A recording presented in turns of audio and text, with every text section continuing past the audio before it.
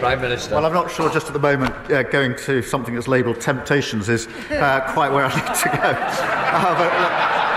Now, breaking right now, an extraordinary moment in PMQs today that has to be seen to be believed. So, you know, I've been one of the only people, Father Calvin Robinson, in the mainstream media, outside of the mainstream media, reporting on what the mainstream media won't, which is this big secret that Keir Starmer is hiding, and it regards the shape of his family and involves his personal life. I have still had to be careful because of legal threats, but I don't believe that my job is to be in the know about something that everyone at Westminster is talking and joking and laughing about and hiding that from Outspoken viewers. But I never thought Starmer would have the front and the arrogance to make a joke of this himself. But that's exactly what happened at PMQs today. So I'm going to set up and play you the whole exchange because it is worth seeing given the ridiculousness of how it happened. Dawn Butler, surprise, surprise, asking about Black History Month. And she refers to the fact that she is going to have a Temptations cover band performing at this particular event. So listen carefully to what she has to say. People start laughing, and then Starmer's extraordinary response. Dawn Butler, final question. Thank you, Mr. Speaker. October is Black History Month, and the theme this year is reclaiming the narrative. I want to thank Mr. Speaker for the event that you will be doing in your apartments with the Temptations and the Prime Minister. The Temptations tribute band. And the Prime Minister will be having an event in number 10 this evening. Will the Prime Minister agree with me that it's important that we continue to have a debate on the floor of this House in government's time on Black History Month? Yeah. Prime Minister. Well, I'm not sure just at the moment going to something that's labelled temptations is quite where I need to go. Look, this is a really important initiative. There will be. It is important it's being marked, and I'm very pleased to be hosting the event this evening, to which I think she is coming. Thank you. Okay, just in case you missed that, here are the key 9 seconds. Prime Minister. Well, I'm not sure just at the moment going to something that's labelled temptations is quite where I need to go. Well, he needs to be open and honest, and actually, if he is having an affair, he needs to repent, and he needs to seek forgiveness of God and seek forgiveness of his wife and kids. Indeed. And of course, there is no confirmation that he has had an affair, but just to bring people up to date, this is what Paul Staines, who is the man behind Guido Fawkes, told me about exactly what his media organisation and a couple of others, in fairness, although they haven't published anything, the Daily Telegraph and the Daily Mail are looking into. Or are you under pressure legally not to reveal more? Well, you know, we've both been in the game a long time. You know the rules. If you can't stand it up completely, you can't run the story. So we have a name, as do the Mail and the Telegraph. We have a birth certificate, and people have been looking into it. People have been journalists have contacted the family. So it's in play, and a lot of people do know it. Calvin, he was very clear that they did have a name and that they were looking at it. Imagine potentially having had an affair and then joking about that with all your work colleagues on national television when all your loved ones, your friends and family are going to see it, and the British public who you're supposed to be representing are going to see it. You're laughing in everyone's faces. That's ugly.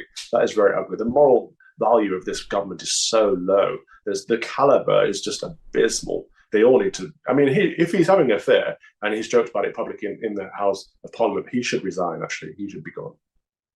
And Calvin, it's just the front that he would think it was a laughing matter, because of course, if you think about what Dawn Butler was saying, it was joking. Well, she was talking about the fact that in the private apartments, the Temptations were going to be there. And of course, Paul Staines also told me that amongst the Westminster elite, the belief is that Keir Starmer wasn't telling the truth about why he needed Lord Ali's apartment during the election campaign. Of course, he was the one to bring his family into it by saying, oh, we needed this so that my son could study for his GCSEs. Look, I mean, if there's some kind of sordid affair going on and some kind of potential love child or all of this stuff, it will come out. The truth always does come out. And so he better get ahead of this by apologizing and opening up to the public and to the press. I don't understand how all of his colleagues can also be laughing along too, though, because it seems like they're all in the know. And if they're laughing in that way, especially Dawn Butler, it's almost like she's accepting or approving of the situation. And all the colleagues, all of them are joining in. It's a bizarre, it's like they're all on an inside joke. And therefore we must be the joke. Well, indeed. I mean, that is what angers me.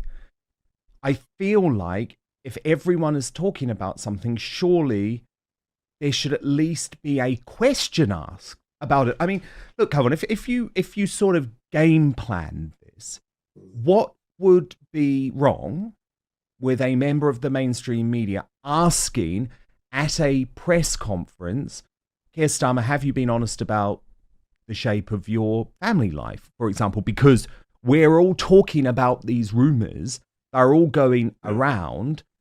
At least that gives him an opportunity on a public platform if he does want to say, no, this is completely untrue.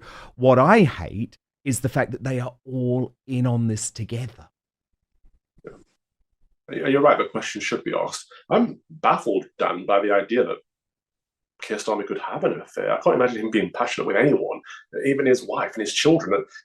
From the documentaries and the reports and the interviews I've seen, he doesn't even have an affectionate relationship with his own kids, as in they don't really care when he comes home from work at the end of the day. And these are his own words. So it's bizarre to me to hear that he's got a side love interest. Well, of course, he's a look, robot. Indeed. But of course, none of us know for sure. Tim Shipman, who was the Sunday Times political editor, a journalist who I think is actually really good and who I trust, was sued and taken to court for suggesting that there was a relationship between Starmer and the Labour peer, Baroness Chapman. So he paid out. And actually, in that case, he had to apologise and say there was nothing going on. So there have been rumours flying for a long time. No one knows exactly what they are. But what we do know, Calvin, is that Lady Victoria Starmer completely disappeared from public view throughout the election campaign. And it was only once the Westminster rumours began that Starmer, bizarrely at a Taylor Swift concert, decided to go public with his wife in a lovey-dovey tweet, and then started taking lots of money from Lord Ali to pay for her nice clothing and to ensure that she felt properly kitted out. So again, was that him saying, look, don't worry, I know you don't want to do this, I know you're really angry with me, but I'm going to get you some really nice threads because Lord Ali's putting in tens of thousands of pounds. We just don't know. But the point is that these questions, if this was a Conservative, certainly if this was Boris Johnson, it would be all that the mainstream media was asking about. Instead, we have virtual silence from all of the usual suspects. Paul Brand, Beth Rigby, they just don't want to go there. But first, it's the best time of year. Football is back. We're talking Premier League in the UK and in the US, NFL Sundays and college football Saturdays. With that, the glorious kind of fantasy football lineups is back too. So it's where your inner manager comes alive, setting the perfect fantasy roster, screaming at your TV and making last-minute waiver moves that either make you a hero or the guy everyone ridicules in the group chat. But listen, while you're over here making sure your fantasy team is dialed in, don't let your personal grooming become the guy that gets left on the bench, because let's be honest, nobody wants to fumble their grooming routine. So that's where Manscaped's Performance Package 5.0 Ultra comes in, acting as your all-in-one grooming playbook. From keeping things sharp down below with the Lawnmower 5.0 Ultra to taking care of those rogue ear and nose hairs with the Weed Whacker 2.0, this is the lineup that'll keep you looking and feeling like a champ on and off the field. It will help you feel clean, confident, and ready to dominate your fantasy league. The Lawnmower 5.0 Ultra Groin and Body Hair Trimmer is the franchise player of your grooming roster with precise trimming capabilities.